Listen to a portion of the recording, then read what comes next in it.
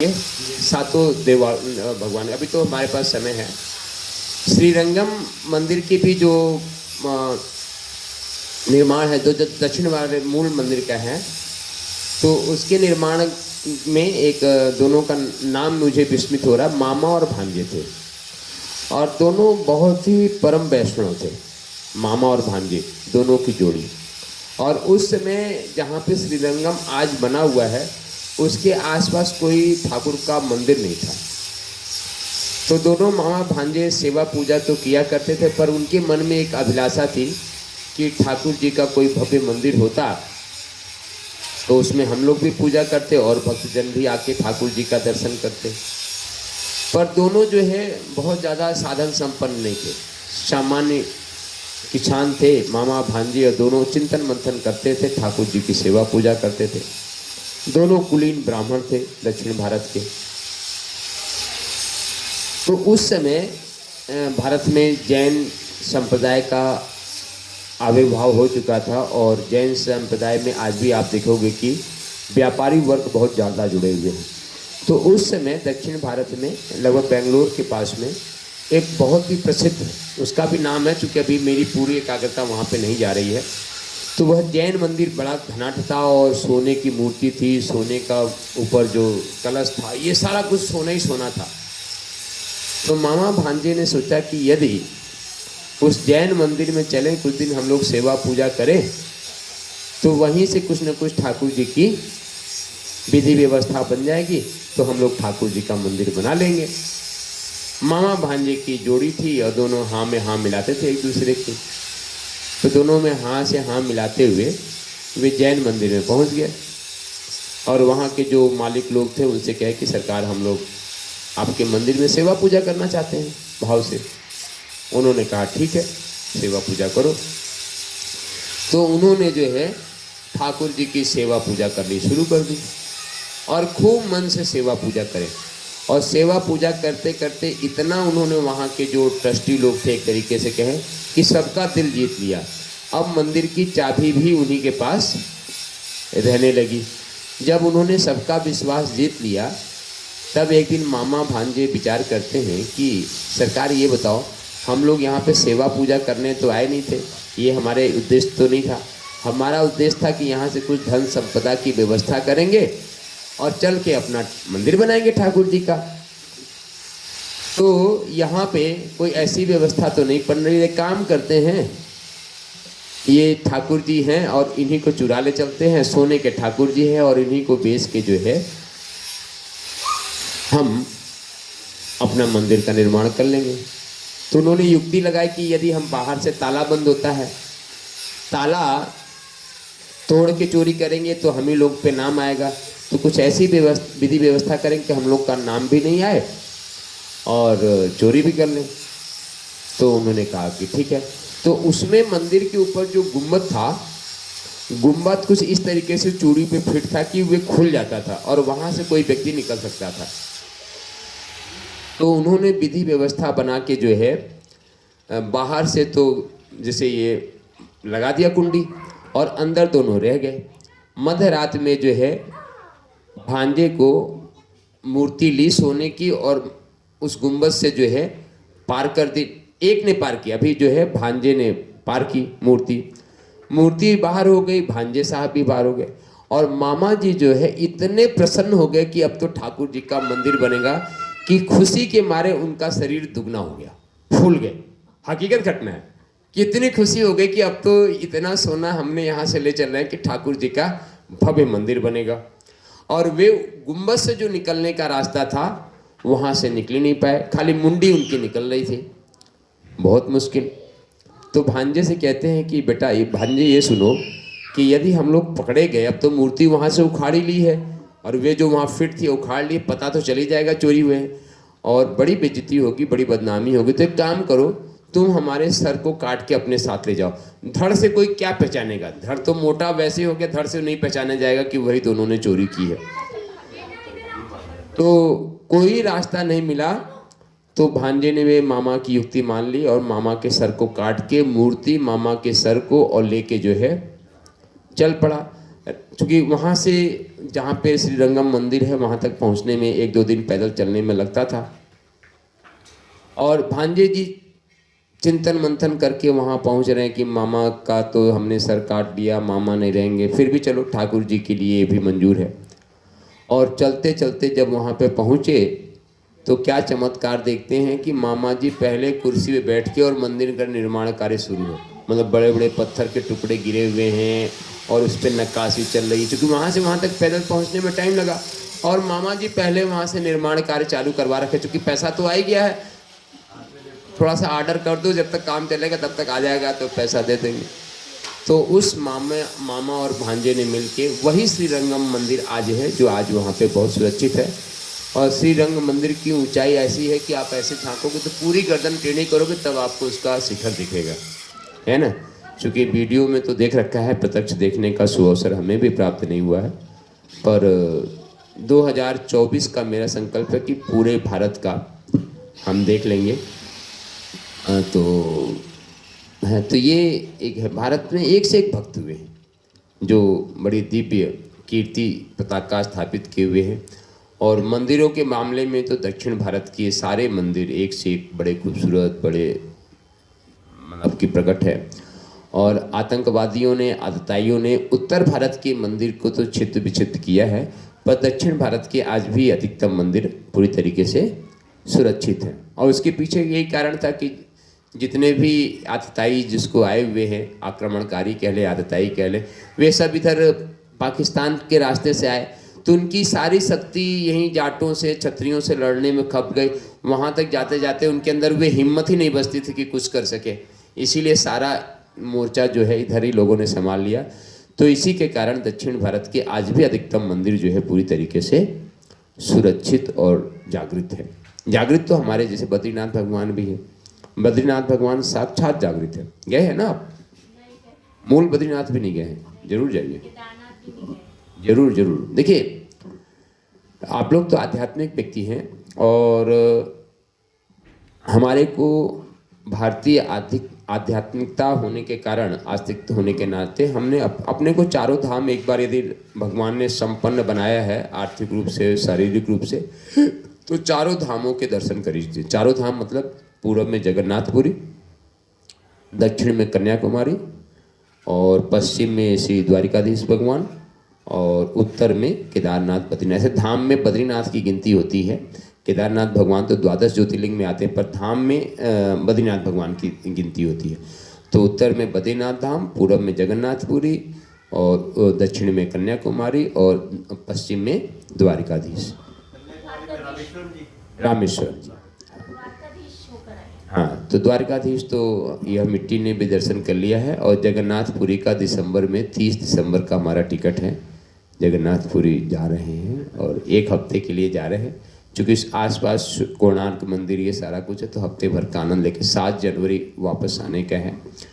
बीच में एक व्यतिरेक आ गया है तो उसके लिए भी फ़्लाइट का टिकट बना दिया, वहीं से बेंगलोर जाएंगे, श्री श्री रविशंकर के यहाँ 1 दिन का कार्यक्रम है, तो फ्लाइट से वहीं से जाएंगे, वहीं से वापस आएंगे, उसका भी टिकट बना लिया है। और मार्च में रामेश्वरम का प्रोग्राम है। तो ये चारों धाम हमारे फिर हो जाए। बद्रीनाथ तो हम कई बार गए हैं, 3-3, 4-4 महीने भी रहे हैं, इस बार भी 10 दिन रह के आए, है ना। और बद्रीनाथ धाम ही एक ऐसा धाम है जिसकी चर्चा जो है पूरे शास्त्रों में, सभी शास्त्रों में लगभग बद्रीनाथ धाम की कथा आती है। तो आज तो ऐसे ही 2-3 छोटी छोटी कथाएं कहने में भी निकल गया। फिर भी तो रंग मंदिर की चर्चा आई थी कि यहीं पे एक दुर्गी माँ करके रहते थे, उनका नाम ही था दुर्गी माई, लोग उनको बुलाते थे। और उनके प्यारे गोपाल जी थे, बस 2 ही लोग रहते थे, दुर्गी माई और गोपाल जी। और यही रंग मंदिर, चूँकि रंग मंदिर जो बना हुआ है ये भी काफ़ी प्राचीन है, इसके पुजारियों की भी कथा बहुत आती है, कई कथाएं इनके जो प्राचीन पुजारी जी थे उनके भी कथा संबंध में आती है। तो दुर्गी माई शुरू में तो वृंदावन में वे कई जगह रही और कई जगह अलग अलग कुटिया में भटकती रही। अंत में एक बार रंग मंदिर के पीछे वे किसी टाट फूस की कुटिया में रहती थी, तो उधर से रंग मंदिर के पुजारी गुजर रहे थे, तो वे दुर्गी माई को देखे और दुर्गी माई बरसात का समय था तो देखे कि माता भीग रही है, साथ में गोपाल जी भी हैं। तो पुजारी जी ने श्री रंग मंदिर का कहा, माता इतना कष्ट क्यों पा रही हो? बोली क्या करें सरकार, कोई दूसरी जगह मिलती नहीं है तो यहीं पे अपना समय काट रही हूँ। तब श्री रंग मंदिर के पुजारी जी ने कहा कि कोई बात नहीं, आओ तुमको हम एक कमरा अपने यहाँ देते हैं। तो श्री रंग मंदिर के कोने की एक कुटिया दुर्गी माई को दे दिया। और दुर्गी माई के साथ जो उनके ठाकुर जी थे, जो लड्डू गोपाल जी थे, वे साक्षात सजल मूर्ति थे। मतलब दुर्गी माई के साथ वह पूरा खेल कूद हंसी मजाक उठापटक सारे किया करते थे, है ना। और कथा में आज ही मैं सुबह पढ़ रहा था कि वे जो है दुर्गी माई को शांति से बैठने नहीं दिया करते थे, कुछ न कुछ ऊट पटांग काम किया करते थे ही, तोड़ फोड़। और इस तरीके से दुर्गी माई का जीवन जो है बहुत ही बढ़िया चलता था। और दुर्गी माई अधिकतम जो है अपने भावावेश में रहती थी। भावावेश मतलब ठाकुर जी का नाम जप करना और एकदम भाव में रहना। तो एक दिन दुर्गी माई अपने गोपाल जी से कहते हैं कि भाई सुन, अब तक तो तेरी हमने शरीर में दम था, हमने तुम्हारी खूब सेवा पूजा कर दी, अब आज से तुम हमारी सेवा पूजा करोगे, हम तुम्हारी सेवा पूजा नहीं करेंगे। गोपाल जी कहा, मैया मैं तो यही चाह रहा था कि तुम फालतू उठा पटक करती हो, जब मैं हूँ तो फिर मेरे रहते आपको मेहनत करने की क्या जरूरत। ठीक है, आज से सारी सेवा पूजा हमारी। तो फिर जो है उस दिन से सारी व्यवस्था गोपाल जी ने अपने हाथों ले ली।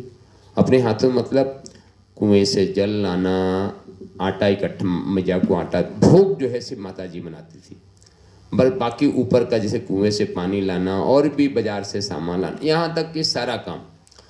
और ठाकुर जी गोपाल जी यहाँ तक करते थे कि यदि मैया को किसी चीज़ की आवश्यकता है तो कोई न कोई भक्त भी पकड़ के लाते थे कि भाई कुछ न कुछ प्रेरणा दे दे कि मैया को ये चीज़ की आवश्यकता है, तो कोई न कोई भक्त लाके मैया को वह सामान्य वह वस्तु भी देता था। और ठाकुर जी जो है मैया के साथ बहुत ही लाड प्यार के साथ बहुत खेला करते थे। बाद में जब मैया की हुई तो कुछ लोगों ने छानबीन की कि आखिर मैया वृंदावन के इस श्री रंग मंदिर में रहती तो है, पर ये वास्तव में मूलतः कहाँ की है। तब पता चला कि ये मैया वास्तव में जम्मू प्रांत की थी, मतलब जिसको हम आज जम्मू कश्मीर बोलते हैं, जम्मू कश्मीर की थी। और क्षत्रिय घर में उनका शादी ब्याह हुआ था, पर जो उनका मायका था, ससुराल पक्ष के लोग जो है बहुत अनुकूल नहीं थे। मैया तो बचपन से एक तरीके से भगवत भक्ति की कहीं न कहीं प्यास और आस थी उनके मन में, पर उतनी सेवा पूजा उस समय तो नहीं किया करती थी, पर भगवान के प्रति ललक, भगवान के प्रति प्यास जो थी वे उनके बचपन में थी। तो शादी ब्याह के बाद घर में ढेर सारा उठापटक काम करना, और पति भी उनके बहुत ज़्यादा अनुकूल नहीं थे। और वे हमेशा भगवान का नाम जब जरूर किया करती थे, नाम निष्ठ एक तरीके से कह लें तो वे नाम निष्ठ थी। और नाम निष्ठ करते करते जैसे हमने बताया ना, कभी हम लोग भी है, यदि आप बहुत भाव से नाम का जप कीजिए तो नाम के जप में भी कभी कभी ऐसा भावावेश हो जाता है कि संसार की सुध-बुद्धि खत्म हो जाती है। कई बार यदि आप भाव से एकांत में रात्रि में प्रातःकालीन आप भगवान का नाम जप कीजिए तो आप देखेंगे कि यदि आपका भाव हृदय जुड़ जाता है तो आपको भावावेश हो जाएगा, आपको समय का पता नहीं चलेगा, स्थान का पता नहीं चलेगा, आप एक अलग दुनिया में खो जाएंगे। और ऐसा नहीं हुआ है तो कभी आप एकांत में बैठ कर अभ्यास बनाए। तो वैसे उस माता के साथ भी हो, जम्मू में रहते हुए, अपने ससुराल में रहते हुए भी। और चूंकि उसके ससुराल पक्ष के सारे लोग नास्तिक थे तो यह बात समझते नहीं थे, तो उसके साथ मारपीट भी कर दे, उसके पतिदेव ही मारपीट कर दे कि, और उसको तकलीफ हो, क्योंकि वे तो अपने ठाकुर जी के अपने नाम जप में मतलब खो के शुद्ध बुद्धि खो जाती थी, पता नहीं चलता था उसको कहाँ पे क्या चीज़ हो रहा है। तो ऐसा कहते कहते बहुत कई साल निकल गए, 8-9 साल, 12-13 साल निकल गए, 5-7 बच्चे भी हो गए, सारा कुछ हो गया। एक दिन मैया से बर्दाश्त नहीं हुआ और पतिदेव से कुछ अनबन हुई, पतिदेव ने उसकी पिटाई कर दी, तो वे रात्रि को वहाँ से जम्मू से निकल पड़ी। और जम्मू से निकल पड़ी तो वहाँ से चलते चलते देहरादून पहुँची। देहरादून में कोई किसी व्यक्ति किसी महाशय से मुलाकात हुई, उन्होंने पूरी बात को समझा तो बोला कोई बात नहीं, हमारे घर में एक नौकरानी की ज़रूरत है, आप अपने सामर्थ्य के अनुसार काम कर दिया करो, बाकी आप रहो। तो 2-4-6 महीने वहाँ भी रही वे दासियों का काम, न कि दासी एक नौकरानी की तरह काम करती थी। पर कोई व्यक्ति जब भले वे चवन्नी पैसा दे, पर चवन्नी पैसा देता है तो काम चाहता है। पर उस दुर्गी माई की कहानी यही थी कि काम करते से जब उनको छुटकारा मिले तो वो कहीं कोने में जाके भगवान का नाम जप करने लगे, और भगवान का नाम जप करने लगे तो भावावेश हो जाए। तो वैसे 2-4-6 महीने उनका समय देहरादून में कटा। देहरादून के बाद फिर वे हरिद्वार आई किसी के साथ में। हरिद्वार तक वहाँ पे कुछ दिन अपना मंदिर में सेवा पूजा करती रही, पर कहीं पे उनकी बात बनी नहीं। फिर उनको एक बार वृंदावन के कुछ संत मिले और बोले कि यदि आपको ठाकुर जी की नाम सेवा जप करनी है तो आप वृंदावन चलो। और वृंदावन वे आई, और वृंदावन में शुरुआत से ही वे यमुना पुलीन के नीचे कुटियाओं में, किसी इस कुटिया में कभी उस कुटिया में, और लंबे समय तक जो है यहाँ पे है। और चूँकि ठाकुर को जो लड्डू गोपाल जी को लेके अपनी सेवा पूजा की विधि है, वे सिर्फ वृंदावन बरसाने की है। मतलब ब्रिज में जो है ठाकुर जी ना, अब यहीं से जो ये ठाकुर जी को सेवा पूजा का जो क्रम है, जो विधा है, ये ब्रज की ही भूमि है, ब्रज के बाहर ये नहीं है। और आज भी ब्रज के बाहर, अब तो विदेशों में भी लोग ठाकुर जी की सेवा पूजा कर रहे हैं। और जब से इस्कान हुआ है तब तो पूरे विश्व में होने लगा है, और मुझे आज भी खुशी भी मिलती है, अच्छा भी लगता है। हमारे जो इस्कान के भक्त हैं ना, जब ये फ्लाइट में सफ़र करते हैं तो ठाकुर जी के लिए एक सीट अलग से बुक कराते हैं। आपने सुना होगा ना, देखा भी होगा कि जैसे कई भक्त हैं जो अमेरिका से हिंदुस्तान आ रहे हैं तो ठाकुर जी को गोद में नहीं लाते, ठाकुर जी के लिए एक सीट स्पेशल बुक कराते हैं हवाई जहाज़ में। कई भक्त हैं हमारे भी जानने वाले, तो ठाकुर जी के लिए हमेशा है। और हमारे तो एक मित्र हैं बरसाने में, वे गाड़ी के शौकीन है, तो अगली सीट पे भी किसी को बैठने नहीं देते। ड्राइवर के सीट पे तिवारी जी हैं, वे स्वयं बैठते हैं, और बगल वाली सीट पे हमेशा ठाकुर जी ही बैठते हैं। और बोले कोई जाओ चाहे नहीं जाओ, पहली सीट ठाकुर जी की। तो वे किसी को बैठने नहीं देते, उस पर ठाकुर जी को बैठा के ही पूरा जहाँ पे घूमना होता है घूमते। बड़े अच्छा परिवार है, पति पत्नी ही हैं, मेरे को बड़ा अच्छा लगता है।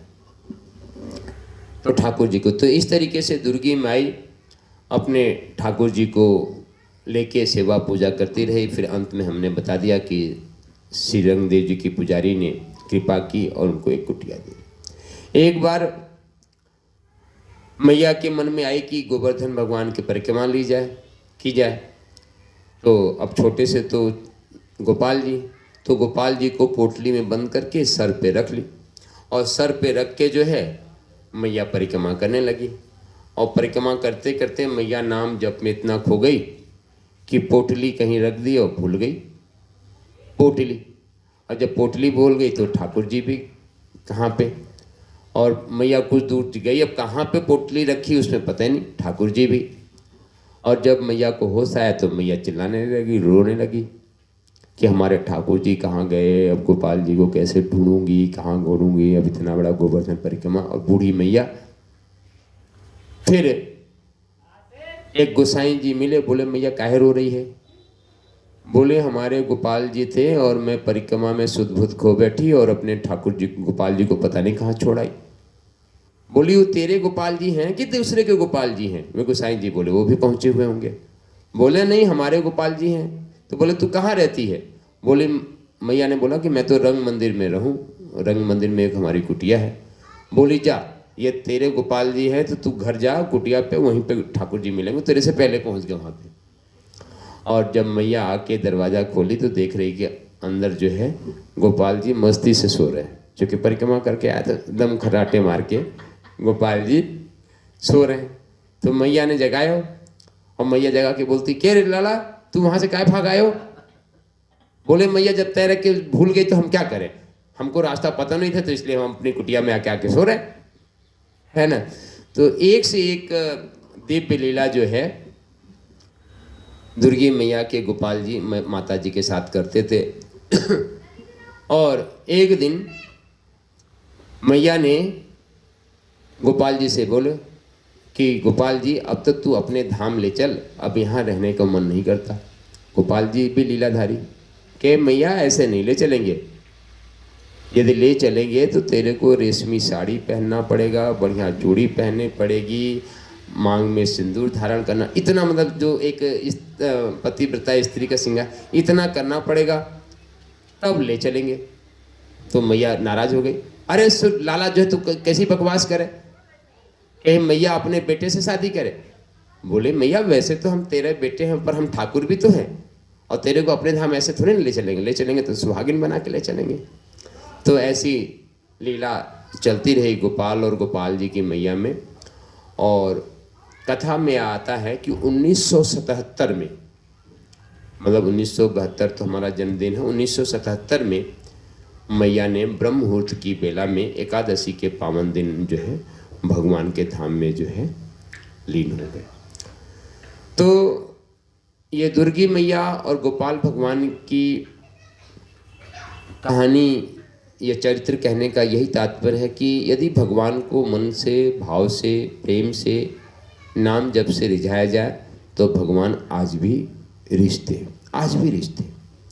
और हमने भी आपको बरसाना के एक महात्मा जी की बताया जिनको हम आज सबसे ज़्यादा प्रेम करते हैं, और आज भी मेरा पूरा विश्वास है और हमने देखा भी है कि आज भी उनके ठाकुर, चूँकि वो गोवर्धन भगवान की पूजा करते हैं, क्योंकि देखिए इसमें भी भगवान का अलग अलग संबंध है। जैसे जिस बाबा जी की बात कर रहे हैं हम, वह बाबा जी रहते तो बरसाना में हैं, पर पूजा वे ठाकुर गोवर्धन भगवान जी की करते हैं, और गोवर्धन भगवान का ही शिला उनके पास है और साक्षात। तो मेरा पक्का विश्वास है कि गोवर्धन भगवान जो है एकांत में बाबा से एकदम साक्षात बात करते हैं। और बाबा जबकि हमारे से बहुत कम बात करते हैं, चूँकि वह बंगाली शरीर है, उनकी भाषा हम थोड़ा सा कम समझ पाते हैं, पर भाव से पूरी भाषा समझता हूँ। और यथा सामर्थ्य उनकी हम सेवा पूजा भी, जो भी उनकी आवश्यकता होती है, हम कोशिश करते हैं कि उनको किसी चीज़ की कमी न रहे। पर ठाकुर जी गोवर्धन भगवान साक्षात उनसे बातें करते हैं, हमने कई बार देखा है। मतलब और उनकी एक विशेषता तो हमने बताई था कि जब वो जागृत में तो मौन जप करते हैं, जब सो जाते हैं तो मुख से एकदम उच्चारण करके नाम निकलता है, और नैष्ठिक साधना करते हैं। और आज पिछले 15 साल में मतलब उनकी दिनचर्या घड़ी के टाइम से फिक्स है, सुबह 3 बजे उठना, मतलब इस समय जो है वे नहा धो के आरती करके भागवत लेके बैठने वाले होंगे। आप नहीं तो बरसाना जाके 20 मिनट लगेगा, देखो आप पहुंचोगे तब तक वे भागवत लेके बैठ के भागवत का पाठ कर रहे होंगे। मतलब 15 साल से मैं उनको देख रहा हूँ कि सुबह से लेके शाम तक की दिनचर्या उनकी एकदम घड़ी के टाइम से निर्धारित है, और 1 मिनट ना तो कोई फालतू की गप मारना, ना किसी से। हमारे से भी जाते हो एक ही बात में, ठीक हो ना, ठीक हो मतलब ये भी नहीं कैसे हो, ठीक हो ना मतलब खुद ही प्रश्न खुद ही जवाब, और फिर बैठ जाओ और कुछ पूछेंगे, कुछ खाना पीना है तो बताओ। तो उनके पास नमकीन मूरी उरी कुछ रहता है तो मैं उनकी कुछ प्रसादी पाता हूँ। प्रसादी ठाकुर जी की बहुत अच्छी बनाते हैं। तो महीने में एक आध बार मैं उनके हाथ की प्रसादी जरूर पाता हूँ, और उनके हाथ की प्रसादी का स्वाद भी अलग होता है। जब चूँकि अपने ठाकुर जी के लिए ही बनाते हैं वे, और किसी के लिए तो बनाते नहीं, जो ठाकुर जी का ही प्रसाद पाते हैं। तो हमारा कहने का मतलब तात्पर्य है कि आज भी ब्रज में एक से एक दिव्य भगवत प्राप्ति भजनानंद मूर्ति आज भी है। और आप लोग भी ब्रज में रह रहे हो, कहीं ना कहीं प्रारब्ध आपका संस्कार है, भगवान की कृपा है। क्योंकि ब्रज आना, ब्रज में रहना इतना आसान नहीं है, और ब्रज में रह के तो कहीं ना कहीं भगवान का, ठाकुर जी का नाम हमारा श्रवण करते हैं, चाहे न चाहे श्रवण करते हैं, कीर्तन करते हैं, परिक्रमा करते हैं।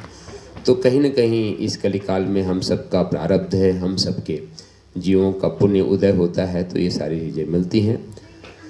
तो इसी के साथ आइए कुछ पल कुछ क्षण भगवान के नाम जप करते हैं, और उसके बाद मन करेगा तो आज से मेरा मन था कि भागवत में प्रवेश करेंगे, और भागवत के किसी न किसी एक कथानक की प्रतिदिन चर्चा करेंगे। तो 15-20 दिन में जहाँ तक हो जाएगा वहाँ तक ले चलेंगे, है ना। और अगली एकादशी से, एकादशी के पहले भगवान की बाल लीलाओं की भी चर्चा जरूर करेंगे, भले बीच की कुछ कहानियाँ छूट जाए तो क्या। तो आइए कुछ पल एक बार हम लोग संकीर्तन करते हैं। और 5 मिनट का, और उसके बाद जो है आज के इस एकादशी के पावन पर्व पर ही भागवत में प्रवेश करते हैं।